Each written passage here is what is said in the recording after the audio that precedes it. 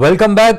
સમાચારમાં આગળ વાત કરીએ તો જામનગર જિલ્લાના વિવિધ ગામોમાંથી આવેલા ખેડૂતોએ આજે હાપા માર્કેટિંગ યાર્ડની બહાર મગફળી લઈને પહોંચ્યા।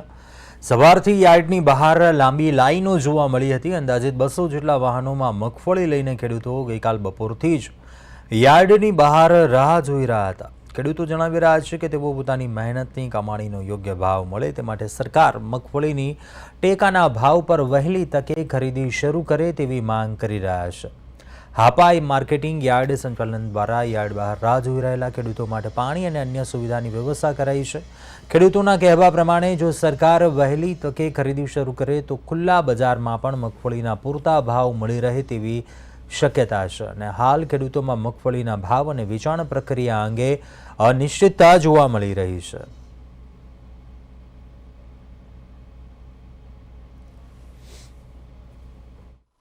મગફળી લઈને આવ્યા છીએ અમે 24 કલાક થયા બેઠા છીએ 48 કલાક થયા હજી અમારા વારા નથી આવતા તો હવે આ ક્યારે અમને પૂરતા ભાવ મળવા જોઈએ ભાવ નથી ભૂખા તરસા ખેડૂત નેતાને બહુ કફોરી હાલત છે।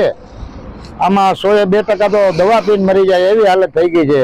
ત્યાર પછી ઘરમાં કોઈ રાશન છે કાંઈ માલ થાલ મજૂરોને કોઈ હલે ને કોઈ ભાડા કે કાંઈ ખેતીના કાંઈ એમને પાથરા અમારા હાવ પલળી અને સડી ગયા છે માલ તો મને તાત્કાલિક પૂરતા ભાવ મળે ને તાત્કાલિક અમારું વેચાણ થાય એવી કાંઈક વ્યવસ્થા અમને તાત્કાલિક ગોઠવી દો। અમે કાલ 11 વાગ્યાના મગફળી લઈને આવ્યા છીએ હજી વારો આવ્યો નથી ટોકન કાલ આપી ગયા છે રાતનું આજ કે ઉતરાય બરોબર હવે આ દોઢ દિવસથી ભાડા ચડી ગયા છે એટલે પૂરતો ભાવ મળે તોય સારું છે।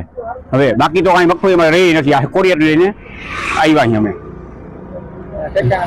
ટેકાના ભાવ તો એ કાંઈ પાકો હોય નહીં કેદી લીયા લોકો હજી 2 તારીખ પાછળ વરસાદને કારણે એટલે પૂરતા ભાવને મળી જાય એટલી જ અમને પ્રાર્થના આવી યાર